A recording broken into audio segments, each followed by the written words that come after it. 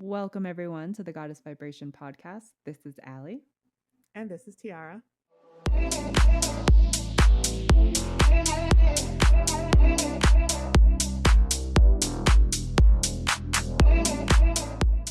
Today, we are going to get deep.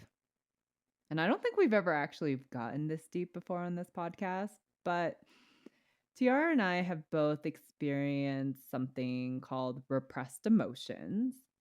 And for those of you who don't know what repressed emotions are, it's basically emotions that we are not consciously aware of, or we are consciously aware of, and we just shove it into a box and throw away the key, or it's just emotions that we are either intentionally or unintentionally avoiding because it makes us feel uncomfortable.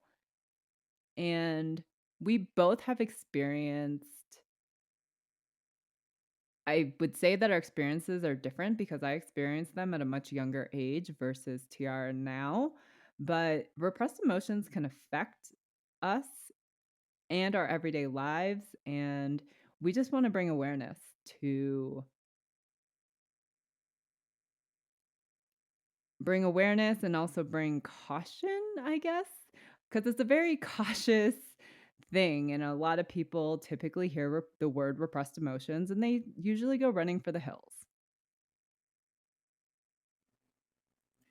So I do want to add that repressing your emotions is a protective mechanism. It's something that's done subconsciously. So there's repressing the emotions, which is more of like involuntary. It's just something that typically starts in childhood. If you've had what they are now calling an adverse childhood experience, or perhaps you grew up in an environment where it wasn't safe for you to express your emotions, or for you to be emotionally vulnerable, or perhaps it's something that you weren't taught.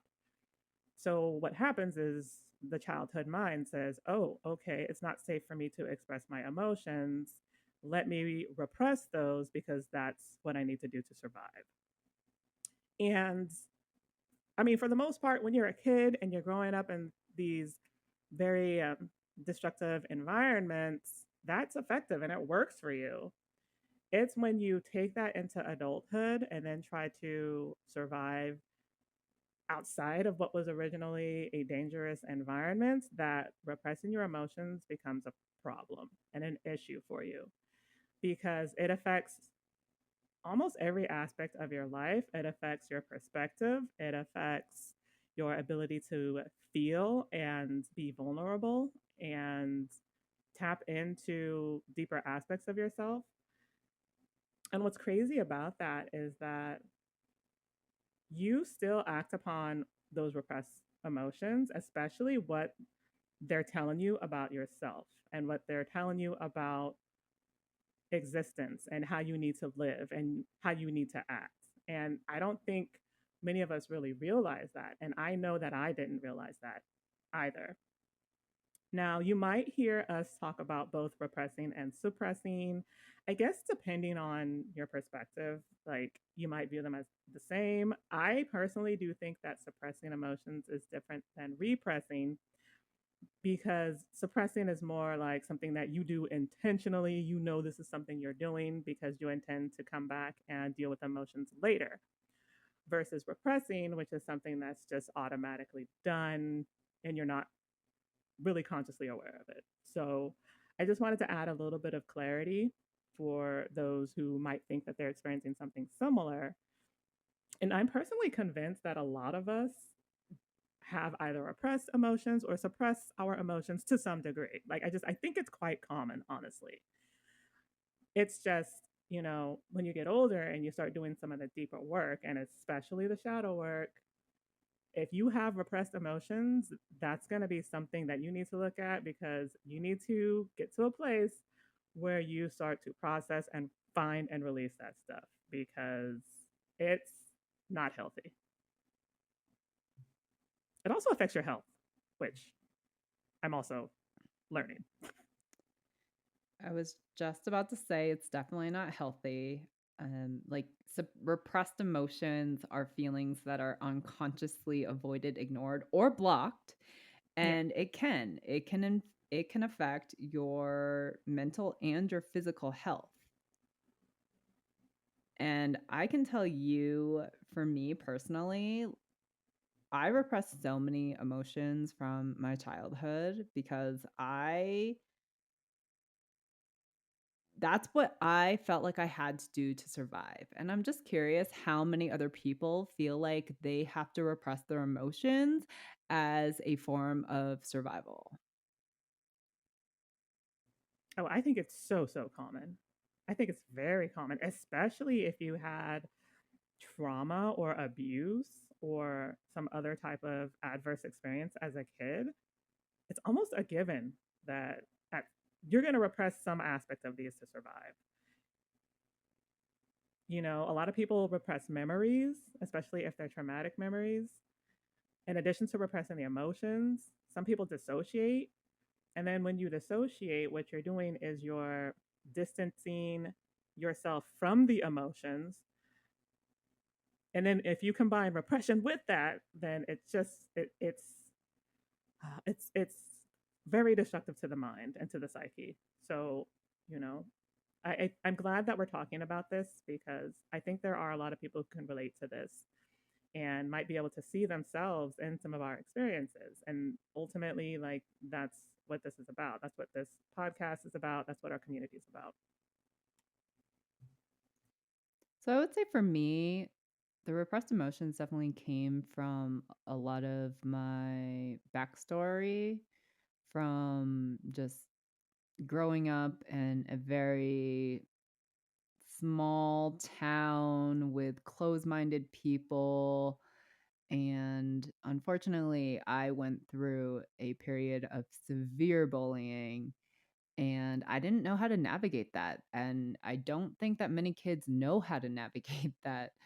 And unfortunately, bullying back then, like we're talking about late 90s, no, late 80s, early 90s. And I don't know how, but I have read that bullying somehow has gotten worse. And that is insane to me. Well, and I think a big part of that is because you have social media and internet now, which just exacerbates it. And it's so pernicious and it's terrible. Some of the things I've read about online bullying. So I think that's a part of that too, is that now we have greater access to other people and we can do it anonymously. It's just terrible. It is terrible. And I wish our education system did more to address it and to do something about it because it's just was mind-boggling to me that the schools, like the principals, my guidance counselor, people knew that it was happening and they did Mm. nothing to stop it. You know, I don't understand that either because it doesn't seem like the schools want to get involved if there's bullying going on. And that has never made sense to me. Like, isn't it your job to provide a safe environment for the child to learn? Like, why? I've never understood it ever. Why there isn't more done at the school level when it comes to bullies and bullying. And it affected me greatly. It affected me greatly so much to the point where I repressed all the emotion and I decided the only way for me to survive was to shut out the rest of the world and only focus on myself. And Yeah. I feel like that is a very common thing. Like I've met other people who have had similar backgrounds as me who was heavily and severely bullied Mm. and they all said the same thing. They were just kind of like, yeah, we just kind of shut down and that's the only way we knew how to survive. Yeah. Yeah. You know, I was also bullied. And, you know, I don't like to compare bullying, but like I always try to kind of did this thing where I would minimalize it. I was a very shy, quiet kid. And so when you're shy and quiet and reserved and, you know, you don't interact much, like you're a target. I don't know why, but you certainly are. And so I was a target often. And I'm fortunate that I did have friends, and I actually had a couple friends that did come to my rescue a few times. But at that point that I was getting the bullying, I had already started like that repression process. And I think maybe that kind of helped with me being able to deal with it and handle it, because at that point I was repressed enough that I didn't even mention it to anyone. I didn't mention it to my parents. I didn't really mention it to any relatives or family members that I was being bullied. That's I had just already gotten to that place where I was disconnected. Oh, I didn't talk about it with anybody. And it's so crazy because I even think that my parents, at least my mother, knew, and she didn't even talk about it with me. It was like really Oh, wild. interesting. Yeah, it was really, really wild. And it's just basically because I had so many repressed emotions, like I just didn't communicate like Yeah. with anyone. I didn't communicate with the school. I didn't communicate with my parents. I didn't communicate really with my family. Like I just didn't communicate with anyone because that's what happens when you have that many repressed emotions. Like Yeah. it's a trauma response, and I was in freeze mode. I didn't want to free I was in freeze and flight mode. I just didn't want to talk about it, and I wanted to run away, far away from my problems.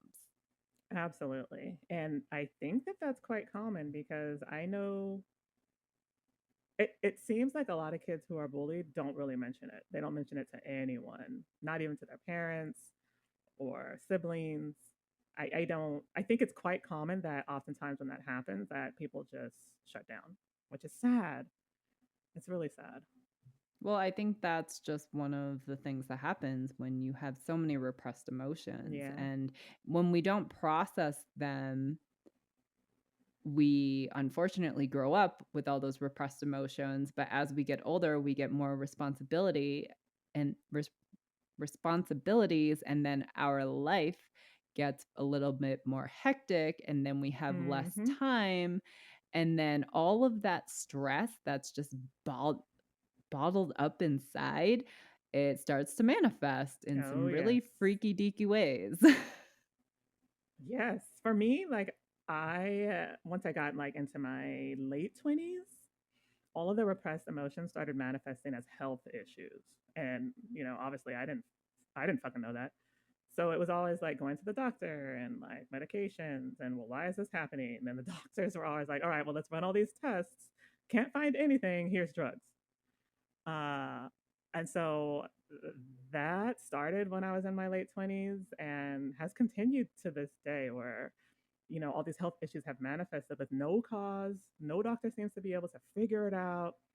And here I am just getting to this place where I'm like, oh my God, I think this is all a manifestation of repressed stuff.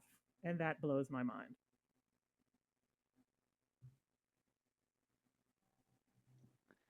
It's so funny how that's really the doctor's only solution is here's drugs. It's so wild to me that even in today's day and age, that's still the solution. I actually try to avoid conventional medicine as much as possible. I'm not Smart. saying that it doesn't serve its purpose, it absolutely does, but I avoid them at all costs. If I can find an alternative medicine healer, I will always go that route first, unless it's something like I need an X-ray. Like obviously, yeah, I know I need to go to the hospital and get an X-ray. Like I'm not naive about it. It's just I have my preferences and I always go with my preferences first unless it's absolutely necessary. Oh my God. I got so frustrated with doctors, like so frustrated. Like, because, especially when you have, I just, full disclosure, I've had issues with hypertension that no doctor has been able to figure out. And like high hypertension, like where they're just like, oh shit, you need to be on like 5 drugs. Um, I've had heart scans and renal scans and tons of blood work done. And, it always was nothing. And so eventually I just got frustrated with conventional medicine. And I was like, I've been doing this for years. I'm so tired. I'm tired of being picked and prodded. I'm tired of being excused or, dismissed because there were doctors that were like, oh, it's because you're black. And I'm just like, no, it's not. There is What does more that even here. mean? Oh, Be- because you're black. What does that even mean? right. So in traditional medicine, it's very well known that African Americans have, on average, higher blood pressure. Like they have more issues with blood pressure, they have more issues with like sodium retention and kidney stuff. It's just a well known phenomenon. So, of course, when I come in and I'm African American and the doctor sees me and they see high blood pressure, they're just like, oh, it's because you're black. I literally had a doctor tell me that. And I was just like, no, there is more here. There is more here. I am telling you, there is more here. You need to do more. So he was like, all right, well, first, let's try these drugs. And I was just like, you know what? At that point was when I was like, I'm so done with conventional medicine. Yeah, in full disclosure, I've actually been trying to get Tiara to see alternative medicine people for maybe the past 8, 9 years. Right, right. And it took that level of frustration before I was finally like, fuck all you guys. Now, I'm like what Ali said earlier, I still fully believe in conventional medicine. I think it has its place. I still go for my physicals yearly. And what's the other one? The pap smear that we all hate yearly. Yep, But yes. when it comes to some of the other stuff, like the more chronic stuff that they just want to throw drugs at, that's when I'm like, all right, well, let's explore if there are other healing modalities that might help this. I would say that learning everything is energy, including our bodies, emotions, everything is energy. It makes sense why we should be turning to alternative medicine healers because they are able to read the body in ways that conventional medicine they can't do it. It's like that's why kinesiology is just one of the greatest things ever because I went to go see one I think when I was 15 and I was having like my body was responding to repressed emotions and like I had black and blues all over my body and they were just manifesting out of nowhere and I had no idea what was going on and of course we went to go to the doctor. They took all this blood and they were like, "Yeah, all your blood works fine. You're fine." But you clearly have black and blues on your body, so here's drugs. And my mother was just like, no. Oh my and God, I love that. and I'm so happy that my mother had the foresight for that because I'm pretty sure if my memory serves me correctly, this was a long time ago. They wanted to put me on steroids. And Oh God. my mother was just like, "No." And then we went to go see a kinesiologist and she was like, "Yeah, you have an autoimmune disease and your body is responding to the amount of stress and emotional trauma. This is how it's manifesting in a very rare autoimmune system." And so she put me on this very strict diet. And she obviously, I did maybe 3 or 4 sessions over the 2 months that I was on this very strict diet. It went away and it's never come back. That is unbelievable. And, you know, I'm convinced that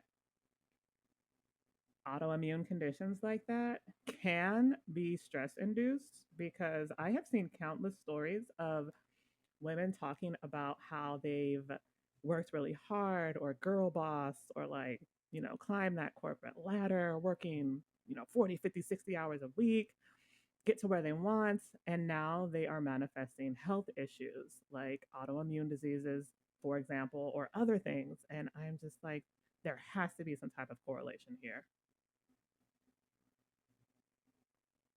Yeah. So I'm just saying that, like, this is a perfect example of what repressed emotions and stress can do to the body. So for me, repressing emotions started quite young. Again, and I've mentioned this in other episodes about how I grew up in an environment that wasn't emotionally nurturing when it came to emotions, especially grief or grieving. No one did it. And so as a child, you just sort of like internalize that and you're like, oh, well, I'm not supposed to do it either. And so you get to this place where your mind says, okay, well, to survive and work in this household, we need to repress. So that's what I did. And that started really early. I want to say maybe like when I really started doing that, 6 or 7 years old.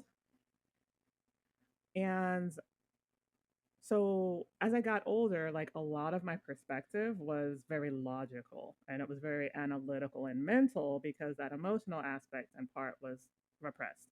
Now, I will say that if you live in the West, especially, we exist in a society that's already very logical.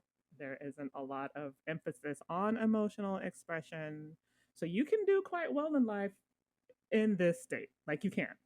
And I ended up working at a place, fantastic position, by the way, but I ended up working at this place where a lot of the people that were in that leadership were all type A's and, go getters and just fantastic, successful people.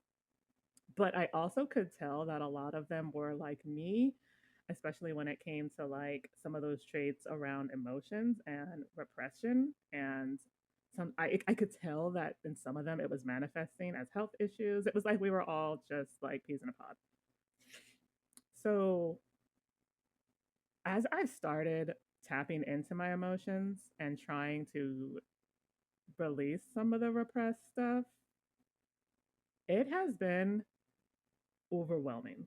Now, I don't mean that to scare anyone, but there is a process that's done when it comes to trying to feel those suppressed emotions. And I didn't really know much about this. I don't see a lot of talk or chatter around dealing with repressed emotions or how to go about it or what that experience is going to be like.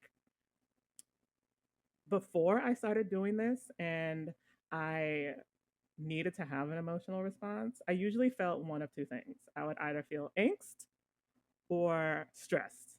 Like those are the two primary emotions that I would feel. What I have discovered when it comes to digging into and trying to feel emotions again is that underneath that, there usually is an emotion. It's just an emotion that I've been so disconnected from that my mind can't identify it. So I've had to do a couple things. I've had to learn that some of the angst that I'm feeling could be tied to another emotion. And then I have to figure out what that emotion is. In addition to that, I have noticed that when you start doing this, the emotions are overwhelming because, again, you haven't felt them for a long time. So some things that I've noticed have come up, especially things like anger or resentment or even happiness.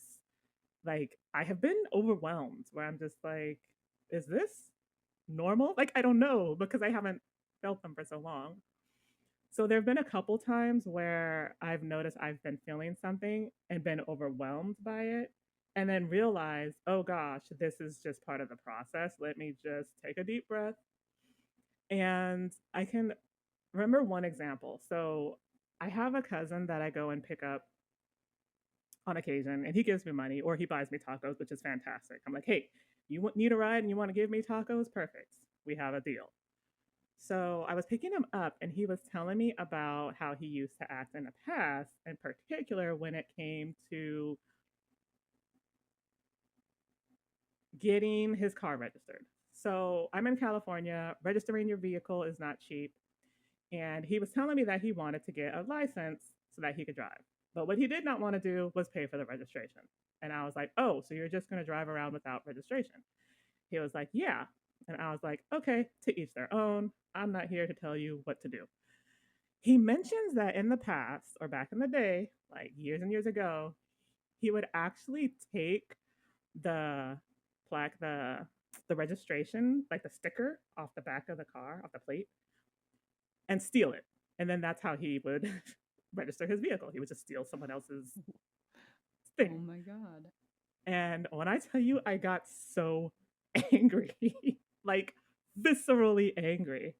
Like anger, I don't think I have felt in a decade. Like so angry. And I remember saying to him, that is so fucked up. Like right there. Like that's fucked up. And he was like, well, no, it's not. And I was like, no, because You can try to justify that any kind of way you want, but if someone did that to me, I would be very, very upset and you're fucked up. And I was ready to rip his head off. Like, no joke. I had to catch myself because he was like, whoa, whoa, whoa, okay, okay. And I was like, oh no, Tiara, ring it in, reel it in, reel it in. So that's what I mean when you start going into some of these emotions, like you feel them heavily.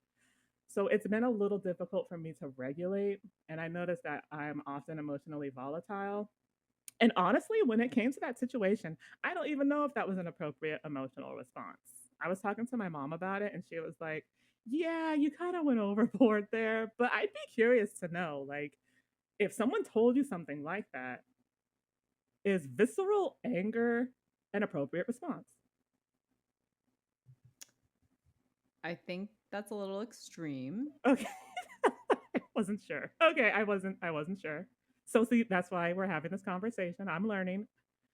Um, but it was a very interesting experience, and I'm learning that there's a need to regulate some of the emotion that's coming up.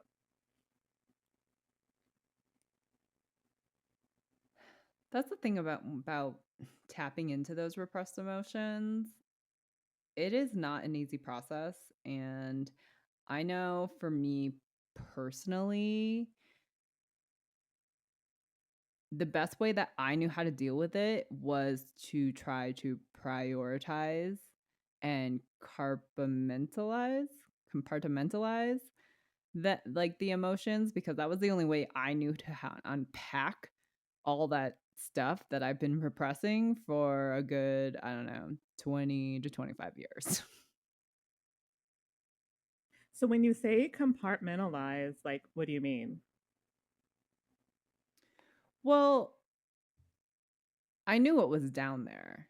Like, I was quite aware of what was down there. I mean, obviously, there were periods of it, I'm sure, that I had forgotten.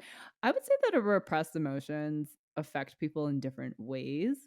And for me, I don't know why, but my memory like vastly improved. And I really wish that wasn't the case. I actually wish it was the opposite, where people just, forgot. Because forgetting has its, there's pros and cons to both. But for me, it's like my memory improved and it's like I just could remember everything with every little detail. And it was like irking me, like how good my memory was Oh, around all of my trauma. And so oh, for me, because my memory was so good and I knew what was down there, I had to figure out a way to not release it all at once. So I kind of yeah. prioritized the things and then, worked backwards from there. Oh, that's interesting. Okay. For me, I've just sort of been letting things come up, and I notice I haven't really had to do much. Like, interesting things have come up. Um, and I guess it's kind of been something similar where typically what I do is if I feel something, I try to identify this specific emotion and then try to figure out what it's attached to, if it's a specific situation or if I was treated a certain way, and then try to make sense of what happens and then find peace in it. And I'm going to be honest, finding peace in some of these things is not easy. It's sort of tied to the story you tell yourself about it, because the story you tell yourself about some of the things that happen to you is so important. And so that's sort of how I've been going about it. And then sometimes if it's just something, I say silly, but I don't know how silly this is. Like, I see a flower. This literally happened to me when I was at the farmers market. I saw a flower and I thought it was so beautiful that I was like emotional. Like, I was gonna start crying. And I was just like, oh my God, this flower is so pretty. And I was like, hold on, I don't know if this is appropriate. Reel it in, Tiara, reel it in a little bit. It's okay to admire, just. Um, so sometimes I just let myself feel things. And like, if it's something like that, I'll try to not get too crazy with it or freak people out. But I do let myself feel the emotion and enjoy the emotion, especially something like that, like an emotional response to beauty. Um, but I would say it's probably similar. It's just there are still a lot of things down there I don't know, and my memory hasn't been the greatest. So I do intend to get additional support at some point, but I'm not digging and looking for anything necessarily, if that makes sense.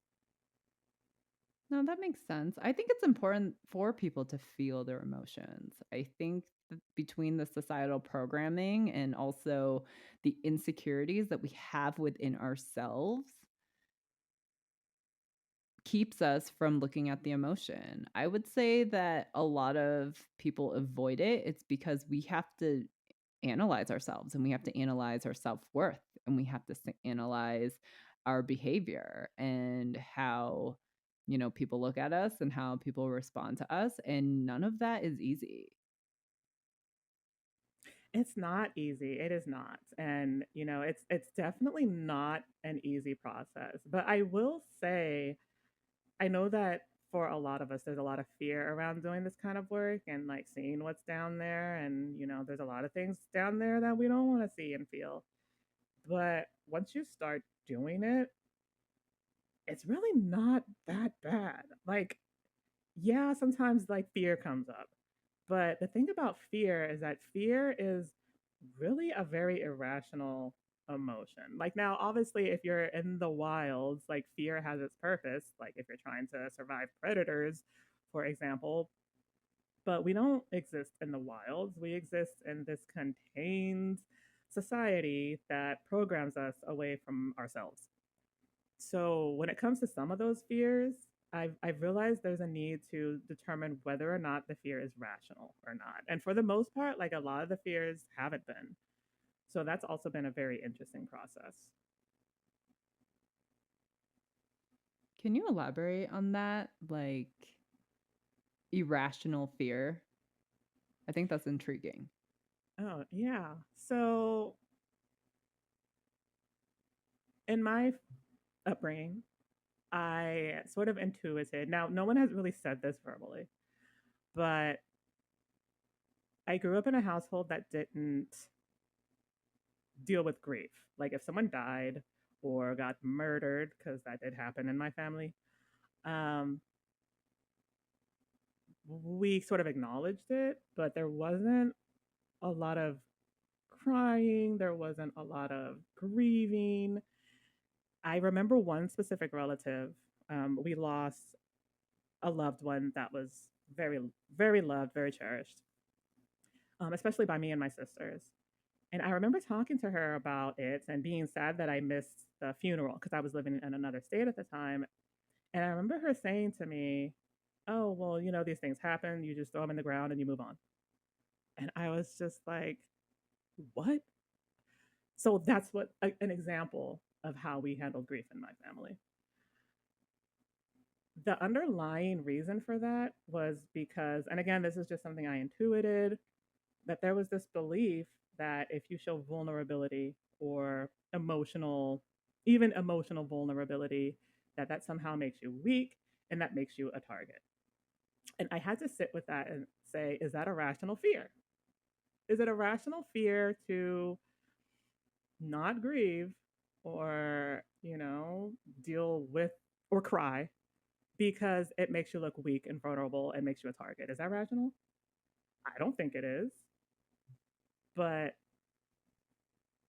not showing grief and not doing that is tied to fears that are like that, if that makes sense. It does. It's So that's interesting.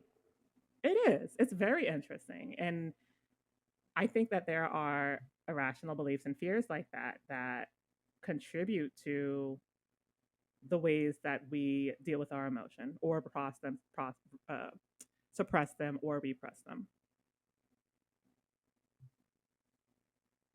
I do think that this is very common amongst the population, and I just am curious how many people talk about it or are in tune with it, because having repressed emotions is a problem because it affects us. It affects our mental, it affects our physical. It can manifest in multiple ways. And it is important that we take care of our bodies because we really only have this lifetime. And who knows when we come back, or who knows what our life will be like when we come back. And it's like you have to seize every incarnation as it comes. And I know that there is a lot of work that needs to be done during each incarnation for many, but it's just, if we don't take care of our bodies, then it's just like, why are we here? Yeah, and when you start doing it, like especially, trying to find some of these repressed emotions, I've actually found the process to be very interesting and very intriguing. And I've surprised myself a little bit with some of these emotions. Again, things I just haven't felt in so long coming up. And I'm just like, holy shit, I am an emotional person, because for a long time I was like, well, I'm not emotional, and like, I can watch this and do this and be fine, and it won't bother me. But actually, that stuff just gets repressed, or it's being repressed, and that's why you have that kind of response. But it's nice to know that, I do have feelings and I do have emotions, and I actually have not minded this process at all. Like, it's not nearly as scary as I thought it was going to be. Now, at some point, I do plan to like do the more deeper stuff, like the past life regression, get a little bit deeper in there, just because I think there's some things in there I can't reach consciously. Now, that's not to say that they'll never come up, because sometimes the stuff does. But some of the past life stuff that I know is there, I think I need assistance with. And initially, yes, I was absolutely terrified of this process. And, Ali talked about that on another podcast about how much I pushed back and ran. But I actually am curious to know what's down there and to feel some of that, because it, and it personally, it's interesting to me. And I like being able to feel again like I do. It's interesting that you say that, because a lot of people who unfortunately have mental health issues, going back to conventional medicine real quick, Mm. their first solution is, let's start you on antidepressants. Oh, yeah. Yeah. And although I do believe that conventional medicine certainly has a place in this world, it absolutely does. Hmm. It's just, I don't believe in the way that they treat people, because it's just, especially in the United States, it is fueling capitalism and the pharmacy Yeah. companies. And that's always been my really big issue with it, because I have been to many other countries where you walk into a pharmacy and you say, "Hi, I need this pill." It could be something as simple as a antihistamine, and something in the US would be like $20. It's like $3 in other countries. And it's just so mind-boggling that pharmaceuticals cost as much as they do in the United States. Oh, it was so easy for me to get drugs. Like, I had been seeing so many doctors for so long that I sort of learned that there was a process to doing it and how to do it, to the point where I would go to a doctor and I would be like, "Can you prescribe me this? I need it for this." And they would just give it to me. Like, that's how easy it was. And now I've Oh, me never too. personally, yeah. Now I've never personally been on any mental drugs, like, or antidepressants or anti-anxiety drugs, but I did consider it. I did. And I do know loved ones that rely on some of these. So I know that it serves a purpose, and I know that for many people, like, it helps them function daily. And I get that. I just know, for me personally, like, and I think Ali too, if we could avoid going the drug routes, that would be, preferred for us anyway. For me personally, it's absolutely preferred. I remember when they tried to put me on depressants, and I actually like only did it for a couple days or a week. It wasn't long, but I was getting worse. And I remember Oh. asking my doctor at the time, they're like, "Oh yeah, it will get worse before it gets better." And I'm just like, Oh. Oh my yeah, God. no thanks. I'm gonna try something else." Like the depression got worse?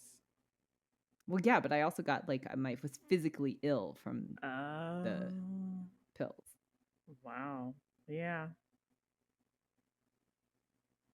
It's just I think everyone has a different set of needs, and I think that the body responds differently because I have seen other doctors that is just like, okay, well, this is what we prescribe you. And I'm just like, just because it works for, I'd say 80% of the population doesn't mean that it's going to work on the other 20%. So like everybody and has an their own individual response to doctors, drugs, remedies, psychedelics, whatever it is, it's just like everyone's body is unique to them. And so you have to find your own formula. It's not about what the doctors know, it should be about what Yeah. your body is telling you. Because the body Yes. knows how to heal itself. Right. And, I wish I would have known to push back on some of the doctors back in the day. Like, I didn't have the fortitude to do that because at the time I was like, well, you're the expert, you know best. And I honestly think that caused more harm than good. And, the thing about medicine, especially something that I learned when I was navigating endometriosis, is that you have to be your own best advocate. Like the doctors are not necessarily going to advocate for you. Like, yeah, we think that we can trust them fully, that they know best and that they know what they're doing, but that's not always the case. Like you have to advocate for yourself. And sometimes that might mean getting a second opinion. Sometimes that might mean not taking the prescribed drug, or that might mean looking for a different drug or finding a different doctor who might be more willing to listen. Like there's just a lot of things that I wish I knew then that I have realized and know now when it comes to navigating traditional medicine. But I'm happy we're having this conversation because I think it's all tied together. I think it's just we're all just trying to survive, and there are people who are doing the healing work and there are people who are not doing the healing work, and there are people who are running and people who want help but like they just don't have the means for it right now. In there's a lot going on the planet right now, and unfortunately the stress levels are high, people are burnt out. It's just I think a lot of people are just feeling the heaviness of it all, and they're saying to themselves, there has to be more to life than this. Yes. Yeah, and there is. And that's why we have a community because we know what that's like. We do. I was saying, like, that's why we wanted to come on and kind of share a little bit about our histories with repressed emotions, because I know we both have experienced them and we both have our own different ways of working through them.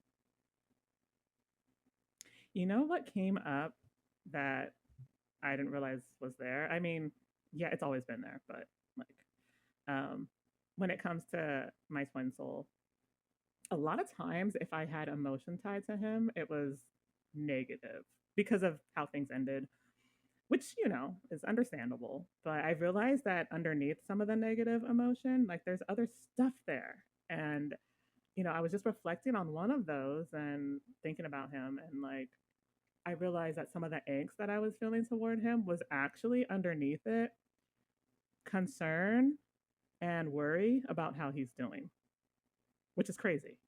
It's crazy. That's always been there. It's just, again, when you repress things, like it gets kind of muddled, it gets buried. Sometimes other emotions get buried on top of it, so you don't quite know. But that came up, and I was just like, oh shit. I do actually deeply care and love him. So if you are listening, you know. We always wonder if he's listening. You know who you are.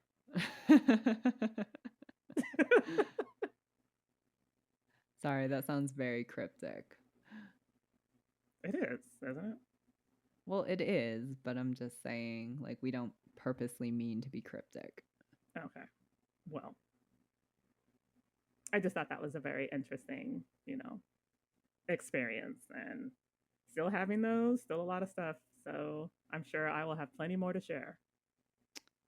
Yeah, it's just been, I've reflected a lot about this topic because repressed emotions isn't really something I've needed to address in a while. I've suppressed emotions in my adulthood, but in terms of all that repressed stuff, I really worked through a lot of it in my mid 20s, early 30s, Mm. even mid 30s. So it was like a decade. And for those of you guys who are like wondering if this is something you should consider doing, it's something you can do and start at any age. Like, it doesn't matter how old you are or how young you are. This is a process that you can start doing anytime. Now, I personally recommend doing it with a specialist or a therapist or a counselor because they're going to know the best way to go through that or about the process. But I know that not everyone has that means. So it is something you can do on your own. I just think that you need to be compassionate towards yourself. You need to take your time with it. You need to understand that sometimes you're going to feel overwhelmed by the things that come up. Sometimes you're not going to quite know why you're feeling what you're feeling. You're going to probably feel a little volatile. Sometimes you're going to have to learn how to regulate your emotions. It's a full process, and you just have to be patient, show yourself compassion, take your time with it. And if you have a support group or someone that you can talk to about what you're experiencing or going through in this process, that'll be very valuable too. Tiara's absolutely right.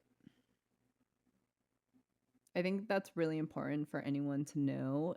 It's never too late to start working on yourself. Yeah. And I think that's a really important message. And I think that's a great way to end this episode. And it's not that scary. It's not. Like, it's seriously not as scary as you think it's going to be. It's not. Now, if you know you have severe traumas, I highly recommend you get support for that. Like, someone, because that's going to be very difficult to navigate through on your own. It certainly can be.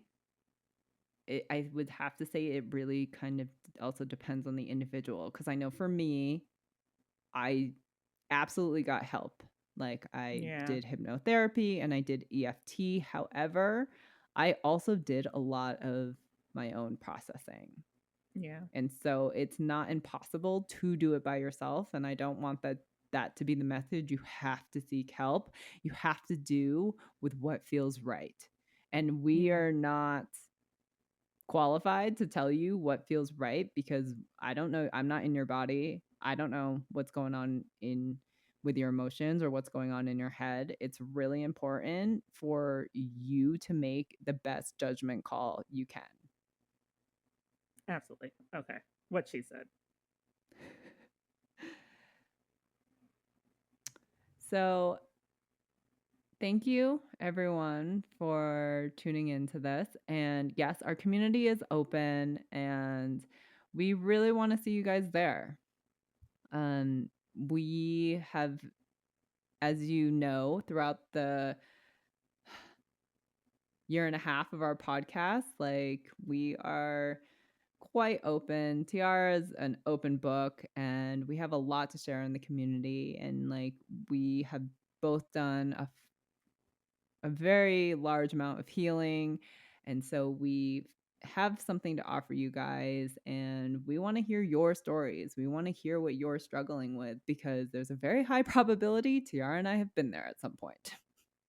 Absolutely. And, the community is meant to be a place where you can seek out not only support, but also tips and additional resources or, perhaps recommendations for additional resources. So, It's more than just a place where you can go to find soul tribe or soul family. We're also there to provide you guys with tools and tips to help you navigate your own journey. So thank you, everyone, and have a great week. All right, thank you guys.